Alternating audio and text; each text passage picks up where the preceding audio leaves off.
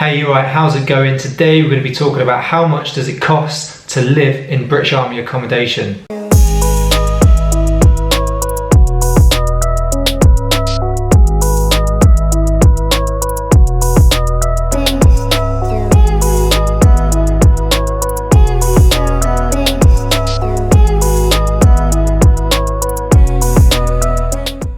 So in a recent video then, I spoke to you about military pay and how much you can expect to roughly get paid per rank and what sort of disposable income you're going to have left over.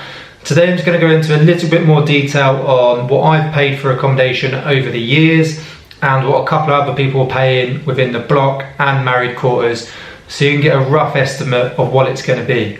Okay, just a little disclaimer. Inflation might have affected these prices ever so slightly, but I promise you they wouldn't have changed that much.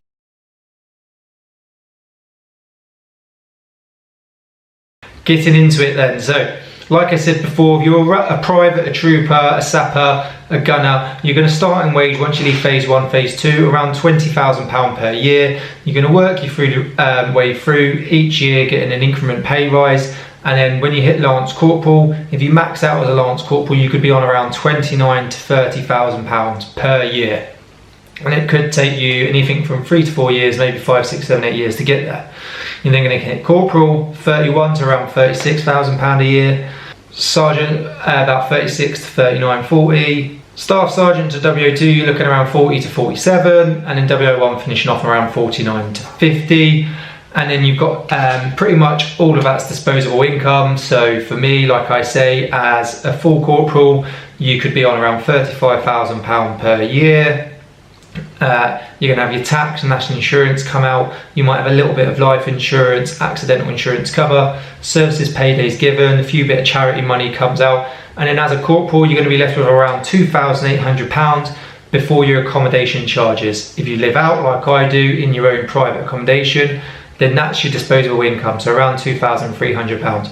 But if you live in the block or married quarters, you're then going to have to pay for that. For the over 37s then, so if you're hitting most probably Staff Sergeant WO2, WO1, or you're a late joiner, over 37s and married, I believe, get free accommodation if they've got private accommodation anywhere else. But for majority of the soldiers that are serving, who don't live in private accommodation, these are the rough prices that you're going to pay.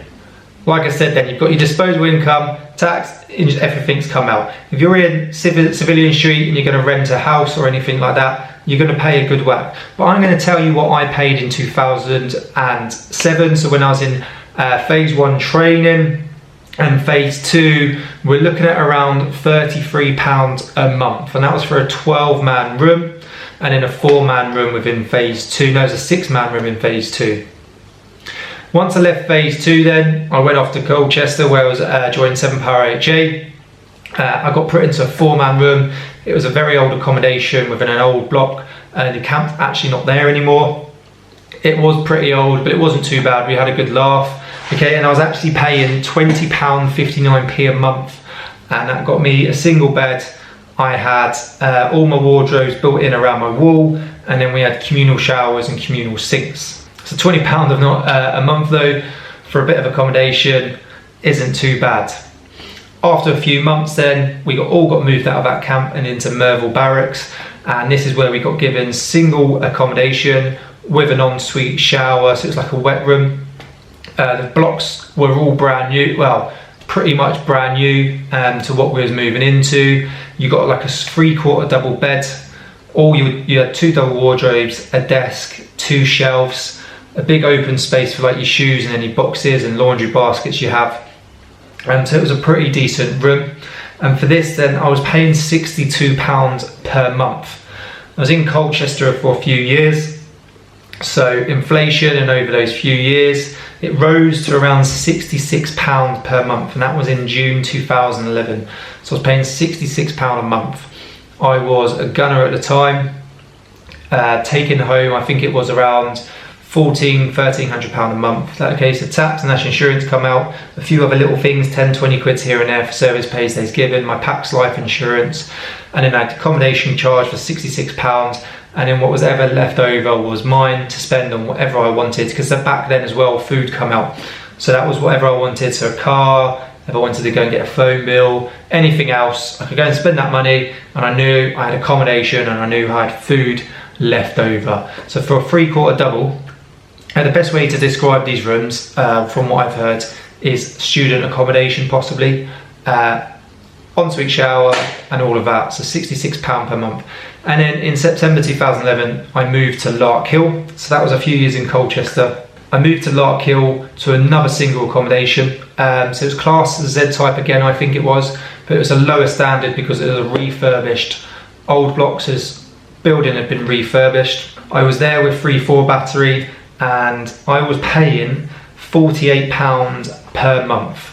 I didn't get a single bed this time. I didn't get a double bed this time. I got a single bed, but I still had 2 double wardrobes. I still had an ensuite. It wasn't really a wet room this time, so it was a shower that actually had a door and you had to step in and out of. But I still had the sink, I had the toilet, I still had my desk, I still had all my chest of drawers. So pretty much the same room, smaller beds, same size, just an old block that had been refurbished. I was paying £43 per month.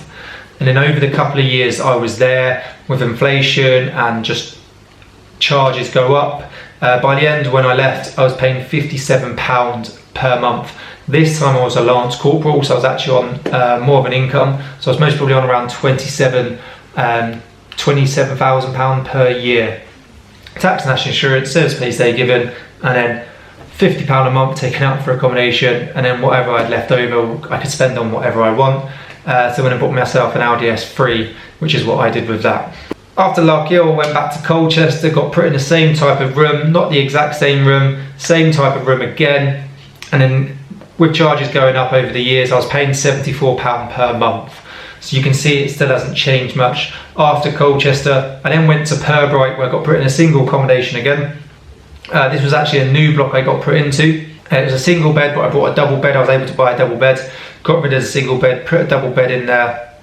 It was a very nice room, actually, really good, but the charges actually went down. It was only £60 per month. I was in a full corporal at this time, so I was earning, I had para pay as well, full corporal, most probably £32,000–33,000 per year, and I was only paying £60 a month for accommodation. I remember, I remember it was £1,800 a month is what I had left over disposable income. So after my tax, national insurance, all my accommodation charges, it floated around each month, but between £1,700 and £1,800 a month is what I had left over. So you can't complain with that, it was all good. And then after a while, I moved from Purbright, I moved out, rented a flat for a little while with Amber. So I just, whatever that flat was, is what I spent that on. I then went to Windsor, got a block in Windsor, and the accommodations went right down. It was a very similar type of block to Larkhill, but I was only paying £33 per month for that. 3/4 double as well. Actually had a walk-in cupboard, had a wet room, but it was a lot older. To be honest, it was quite dirty and very hard to keep clean. It was getting on a bit and most probably did need refurbishing, but I still had a double wardrobe, a single wardrobe, a chest of drawers, a desk, and a big walk-in cupboard, and it cost me £33 per month. So you can see what the single living accommodation charges are. A friend of mine who's currently in Bulford at the minute gave me the price of what he's paying now. So they're in a brand new accommodation, completely built for Household Cavalry for when they moved to Bulford. He's paying £65 a month. It is a single bed in there, but you can get rid of it and put a double. I've done a video on it before, so you can actually see when I did it on married quarters and single living accommodation. I did show a small clip of the rooms that they had in there. But you're still paying £65 per month for accommodation. Absolutely brilliant. Well, when I moved from Windsor, I got married in Windsor.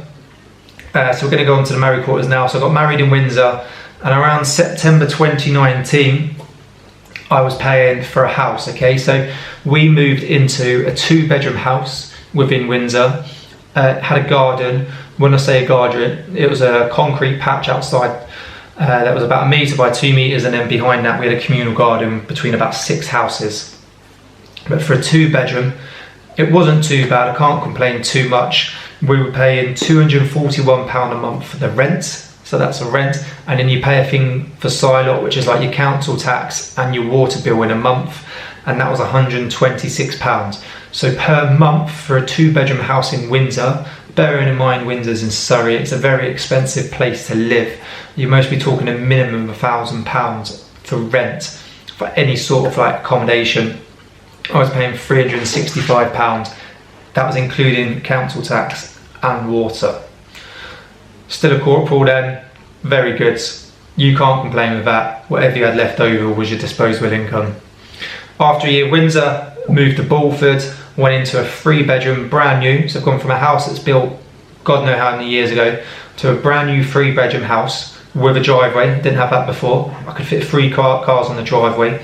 I had a garage, I had a big garden, and a 3-bedroom house that was brand new with an ensuite bathroom for the master bedroom as well. So the bathroom and then an ensuite shower and toilet for the master bedroom. All come with built-in wardrobes as well.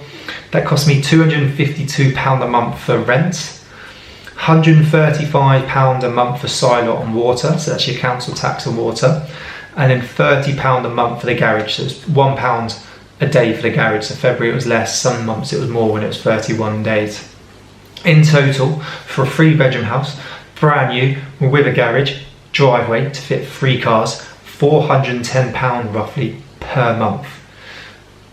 Tax comes out, national insurance comes out, a few other little charges, and then £410 to live in a house. A house. Okay, it doesn't change much where you go. So a friend of mine up north in York, he's got a house but no garage. He's paying £245 per month, and then he'd be roughly paying the same in Silot. I knew someone who was living in Aldershot years ago, back in around 2016, 2017. He had a 2-bedroom house in Aldershot with a garage, and he was paying around £130 a month rent with Silot on top. So for his 2-bedroom house with a garage, a massive driveway, I remember it. The garden was twice the size of what I had in Bulford. It was huge. He was paying around £250 a month for this house in Aldershot. So there you go, that's what you'd roughly pay for accommodation. So if you're good with your money, you can have a lot of disposable income compared to Civilian Street. People paying £600-700 a month for like a studio flat maybe. London, they're paying a couple of £1,000 a month just for a room. You know, in Surrey, you'll be lucky if you get a 2-bedroom house for £1,000.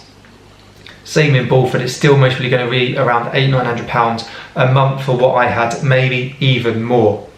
Please comment below with roughly what you're paying, or if you're joining the army. Let us know if this has helped you. If you're in the army, it might have helped you as well if you're looking at getting a married quarter. Hope it's been useful. Comment below, give us a thumbs up, really helps the video, and I'll see you soon.